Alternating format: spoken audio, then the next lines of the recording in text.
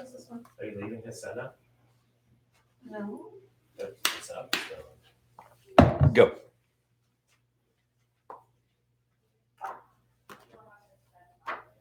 Oh, there's no telling what's happening if you're watching on Instagram, because there's apparently a lot of filters and there are things following around my head if you're watching live on Instagram. I don't know. We'll find out. Hey, it's 2:00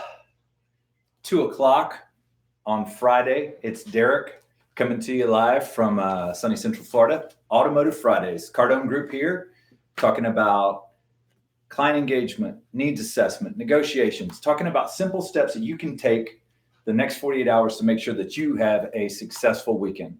That's what we're about. We want to help you maximize what you're doing this weekend.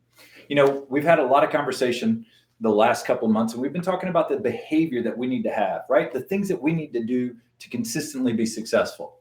And if you think about those, ultimately, I love what Grant said when he wrote his 10X book. He said, anything worth doing is going to require 10 times the effort that you think it is to be successful.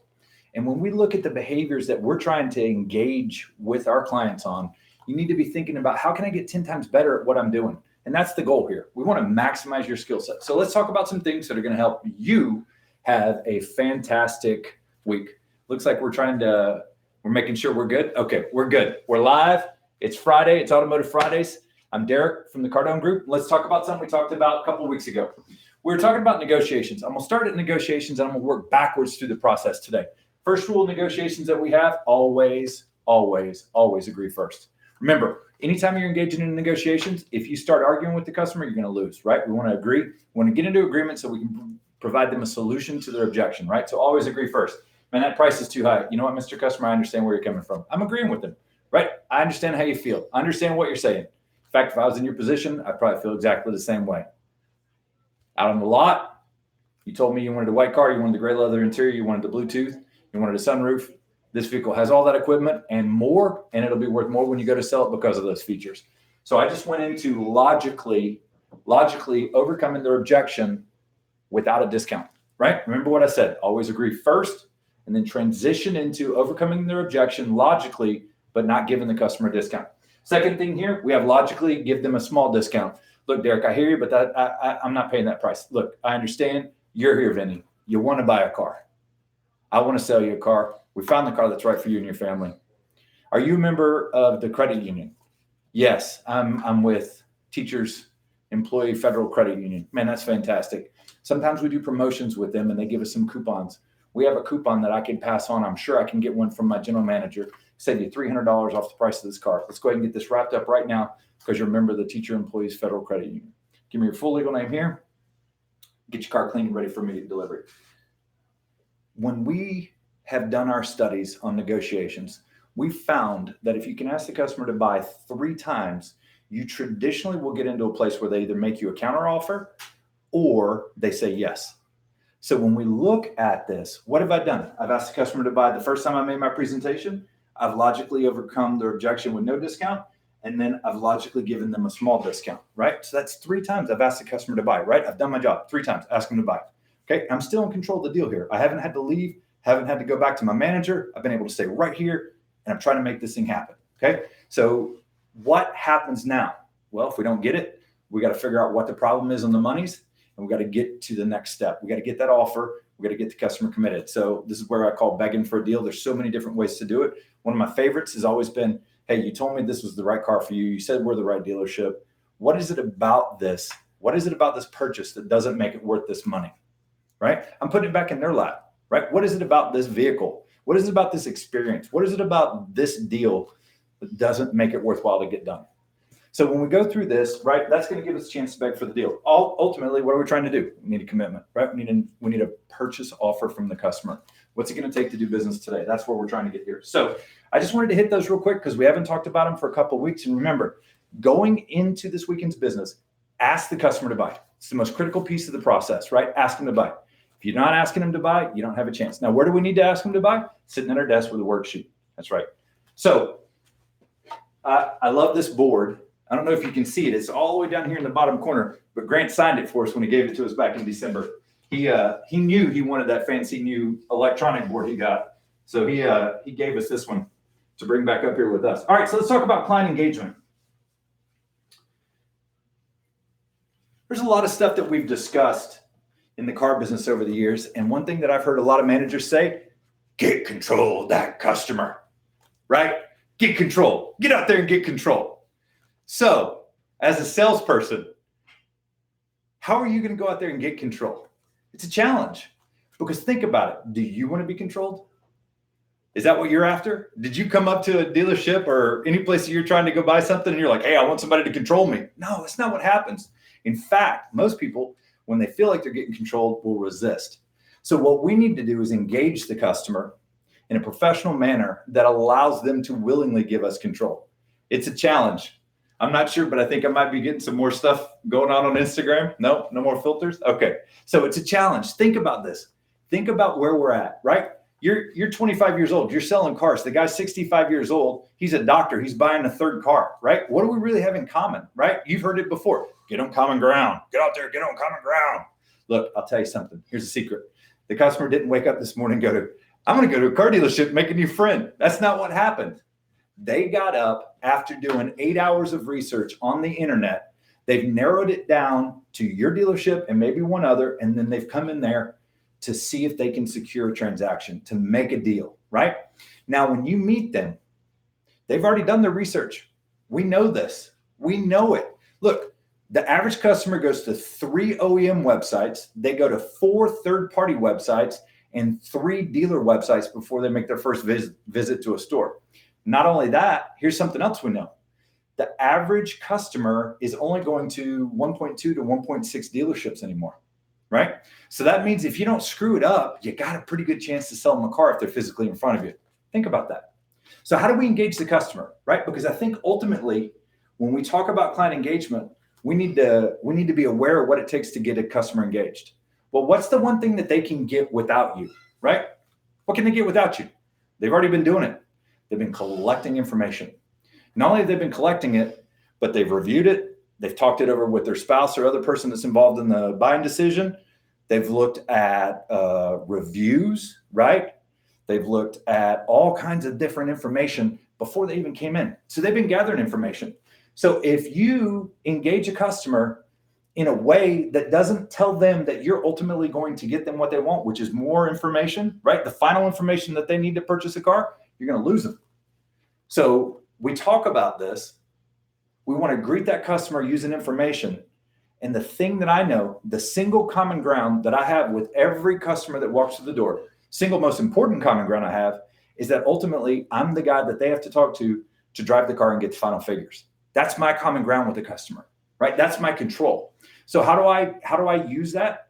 I'm going to offer it back to the customer. Hey, Mr. Customer, thanks for coming in. My name's Derek. What vehicle can I get your information on today? It's a great choice. We got plenty of Watson mobiles sitting out there on the lot. I'll help you find one that's right for you and your family. And then when you're ready, get you all the information you need. I'll get you a price, get you a down payment, monthly payment. Heck, I'll even get you figures on the car you're driving today. How does that sound, Mr. Customer? That sounds great, man. That's why I'm here. And that is why they're there, because ultimately they need that stuff from you before they can make the transaction happen. So think about that. Did I establish common ground? Yep. My common ground's information. I got it. They want it. I'm willing to give it to them. Did I get control? I did, but the customer willingly gave me control. I didn't wrestle it from them, right? They gave me control because I'm offering to provide them information. So as I transition through this and I start talking about the different elements of the process with the customer, there's something that I think about all the time. Everybody on here has probably gone to a dentist at one point in time or another, right? You've gone to the dentist and you had to have some work done, right? They got to fill a cavity. I was talking to somebody this morning. They're going to have to go get a cavity filled. They never had a cavity. They don't know what's going to happen. Well, I do, because I've had a cavity filled. So you go to the dentist and you're sitting in that chair. And does that dentist just come over and jab you with a needle and start drilling on your tooth? Nope. That's not what happens.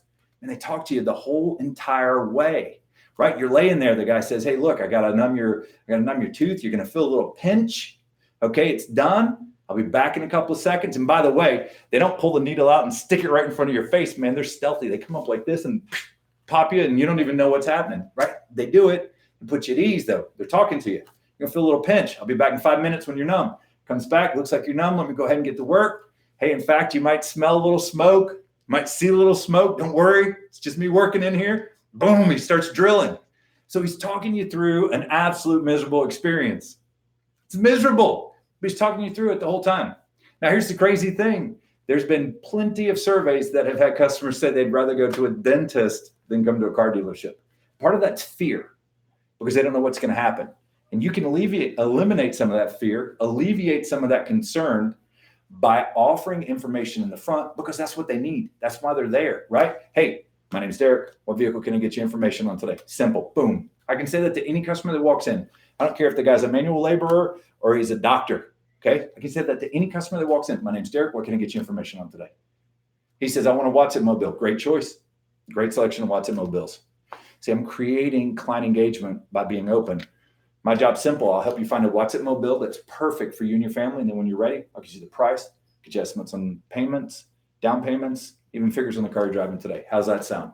I'm offering information because that's my common ground. How's that sound, Mr. Customer? He goes, that's great. That's what I wanted. Just want to find out. Fantastic. Okay. So now I've got a customer that's willing to give me control because I've offered them information and I've engaged them on something that's important to them. So how do we transition to the next part? One of the big problems that we see in dealerships is when we have customers that are on too much car when it comes to the negotiations. Okay. Right. So if you've got somebody on a $700 a month payment and they want to be at $300 a month, that's a challenge, right? So when we talk about this, we know that people will, as a, normal progression, spend more on their new vehicle purchase than they did on the last vehicle purchase. But here's the challenge, right? If they're spending $300 a month now, they're probably, unless something significant is changing in their life, they might not be going to a 900 or 1,000, right? So how do we work through this? How do we put ourselves in a position where we're helping the customer? Because a lot of these people are doing this research, a lot of them have more information today and have already looked at payments. Maybe they've already even looked at leases that are out there. So when you're engaging a customer, a couple of things that we talk about, and we said this specifically when we were talking about negotiations a couple of weeks ago, is that the information from their past car, right? Their purchase, that last car purchase, that's going to help you understand how to sell them the next car. So we have 5 what we call money questions that we ask around their present vehicle. I'm going to talk about those and we'll talk about why they're so important for the negotiations. But let's look at how we seamlessly transition into the needs assessment, right? How do we make this something that's pleasant and excitable for the customer as well? So what do we need to do? We need to give them a benefit. Again, look, we're creating engagement by being of a service provider for the customer. So here's what happens. We say to the customer, hey, before you leave, I'll get you the price, estimates on down payment, monthly payment, even figures on your car you're driving today. How's that sound? Well, that sounds great. That's why I'm here. Fantastic. Let's save you 30 minutes worth of time. I'll capture the information off your present vehicle. I'll drop it off with a member of our management team, and they'll professionally appraise your car while we are out selecting your next Watson mobile. By the way, and then I immediately transition right into building that buyer profile. By the way, what'd you like most about your car? What'd you like least about your car? What's your next vehicle need to do that this one doesn't? What's changed most in your life since your last purchase? Remember, I went through this last week when I was out on the lot, but I'm re-hitting these because those four questions right there will allow you to do a tailored product presentation to the customer on your technologically superior car that you're selling them, right? You have to have that information. If you don't know what's important, you're never going to be able to sell them. So those 4 questions: what'd you like most? What'd you like least? What's your next vehicle need to do that this one doesn't? What's changed most in your life since your last purchase? Now, there's other questions that are great. We've got dealerships we work with that say, did you purchase an extended service contract on your present vehicle? I don't have a problem if you ask that, right? Each of the questions, though, need to add value to your negotiation experience. How do those questions add value? Because it allows you to do a double dollar demonstration, allows you to do $1 million product presentation. Okay, that's how it adds value to the negotiations. If you ask questions that you're not using, it doesn't add value to anything, right? I was in a dealership, I don't know, a couple of months ago, and I was looking at their needs assessment form, and they had a couple of questions on there that I thought were really kind of weird. And I said, why don't we ask these questions? And they said, I don't know, it was on the form when I got here. So they just photocopied it and everybody was using it. Nobody was doing anything with it. There's no reason to do that then. Don't ask the questions, right? Find the key ones that work for your team and use them. Okay, so now let's talk about the 5 money questions and why they matter. Okay, 5 money questions. The past vehicle purchase negotiation experience, however they bought their car, tends to leave clues for the new vehicle purchase, right? So when I'm talking to the customer, I say, hey, by the way, when did you buy your car? First thing I want to know is when they bought their car. Simple, it's an easy question, right? Hey, when did you buy your car? So I'm gonna write on the board here real quick. So I say, when did you buy your car? And they're like, it was a couple of years ago. If you had to guess, what would it be? I won't hold it to you. Oh, it's probably October of 2015. Okay. So October of 2015. So they've had the car about 2.5 years, right? The next question is, great, what'd you pay for your car when you bought it? This is important because this helps you understand the progression that they're on. They say, I don't know, I'm not exactly certain, but I think it was around $25,000. So it's interesting. There's a couple things that'll happen here. You'll have people that'll be dead on. They're going to be like, pay $26,372. What's that tell you? That customer's probably going to be like in negotiations. I think they might be paying attention to price. You can have people say, I don't know. I don't really remember. I think it's $25,000. No problem. When's your next payment due? When's your next payment due? It's on the 15th. Okay. And how much is that payment? How much are you paying per month? They say I'm paying $500 a month. And I say, wow, how did you get your payments so low? Right? A lot of salespeople are uncomfortable asking this question because they think that it's not genuine, and it is. Because what's the average car payment right now in the U.S.? Average car payment in the U.S. right now, I just saw $563 on a new car. $563 a month on a new car. Okay. Average doesn't mean anything though. What matters is the perception of the customer. When they bought the car, was that payment a good deal? Yeah, because they bought the car, right?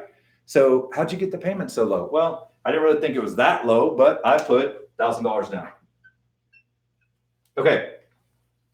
So today is Star Wars Day. It's May the 4th. Okay. Today's May the 4th, right? We know we got a payment due on the 15th. We know that payment is $500. What do I feel like is logical that I could get at a minimum as far as down payment? You guys tracking with me? I feel like at minimum, I can get me $500 as far as the negotiations go. Probably can get more than that because if I got 45 days to the next payment, their payment's not going to be due till probably the 20th, right? Everybody following along? So first off, that helps me out a lot, okay? I know what their payment is, and I know that they put $1,000 down last time, which I figure means that they probably are willing to do $1,000 down this time as well. So now, as we go through this and we start thinking about this, let's look at some logical progressions. If they're paying $500 a month and everything was the same, and they look at a $30,000 car today, right? That's a $5,000 difference in MSRP. At minimum, right? If we just do 20 bucks 1,000, that means logically, if everything else was the same, that logically I can justify a $100 increase in payment per month. You guys tracking with me? This is a simple negotiation technique, but it makes a huge difference when you're able to do it logically. Now, here's the problem, is that if you don't ask this when you're at their present vehicle and you wait till you get to the negotiations to try and find out, they're not going to tell you. Or they're going to tell you something different because they know you're going to use it against them. Once we've entered into the negotiations, right, it's time, right? Now we're fighting, okay? They won't tell you stuff. You need to ask this stuff up front. You need to ask this of them when they're comfortable and they're telling you about their car. Because remember, when we're appraising their car, we're turning the buyer into the seller and the seller talks. So we're getting them to sell us their car. And these 5 money questions are going to put us in a great position. Now, let's think about this. What else can I do to logically justify any differential in payment here? Negative equity. Okay, let's just say that the customer's got, I don't know, they're upside down $5,000, right? That's another $5,000, right? So that's another $100. I can logically then justify an additional $200 a month because I've asked the right questions of the customer. So if I'm coming back and I'm presenting them an offer to purchase that's $675 on this new vehicle that they're looking at, right? And they're like, wow, that payment's way too high. And I say, hey, listen, you know what? I understand. I'm tracking with you. Remember we were outside, you told me you paid $25,000 for your car. This car's $30,000. You've moved up $5,000 in vehicle value. When you move up $5,000 in vehicle value, that's roughly $100 a month. And the balance to the bank versus the value of your car, you have a $5,000 balance. That's another $100 a month. That means that your payment should be about $700 a month. We're actually at $685. This is an excellent value. Need your full legal name here. I'll get your car cleaned and ready for immediate delivery. So I want you to think about this for a second. The very beginning of the deal, we offer information, we get client engagement, right? They willingly give us control. We transition to that needs assessment. I collect my 5 money questions. I'm 5 minutes into this transaction. I'm 10 minutes into the transaction, and I already have the basis for what I'm going to use when I get to my negotiation experience. So now, when I'm in here and I need to logically justify my monthly payment, I can, because I've got the information. I promise you, if you don't ask for it up front, you won't get it. And then if you try and get it in the negotiations, they're not going to tell you. Or they'll tell you something that's inaccurate and it'll mess it up. They'll tell you when you're walking around the car because you're appraising the car. You're doing something for them. They'll tell you up front. And it really puts you in a position that you can control the transaction. You can control the deal. Okay? So if I know that the guy bought the car at $25,000 and he's paying $500 a month, and I say, hey, what's changed most in your life since your last purchase? He goes, nothing. I'm still working the drive-thru at McDonald's, right? And he wants to look at an F-350 Super Crew diesel that's $77,000. I might be a little concerned about how we're going to get from $500 to $1,500 a month, right? You guys tracking with me? I'm not saying that I won't show him the car, but I'm certainly going to be offering alternatives to establish the differences in monthly payments. Okay. All right. Covered a lot of information today, but I really wanted to hit on these things because I had a lot of very positive feedback last week. Shoot me an email, send me a text. We can't see the notifications on Instagram after you guys say them, but if there's anything that's coming up, you can hit us at info@cardonegroup.com. Info@cardonegroup.com. That's our email address. Everybody here gets that. Somebody will shoot you a response back. I really appreciate you. I want to make sure that you guys have a successful weekend. Remember, it's only the simple things that we do that change our success, right? Our words are our world. Let's make sure that we're using the right words, the right engagement with the customers, that we're rocking and rolling. So check out CardoneInstitute.com for our management training coming up here in a couple of months. We got 10xyourprofits.com. You can still get a free retail process assessment. We'll be happy to take a peek at that and subscribe to our Facebook, our Instagram. We're trying to get to 10,000 people on Instagram. I think we're around 3,700 as of today. Share our Instagram account. I'll throw something out there for whoever shares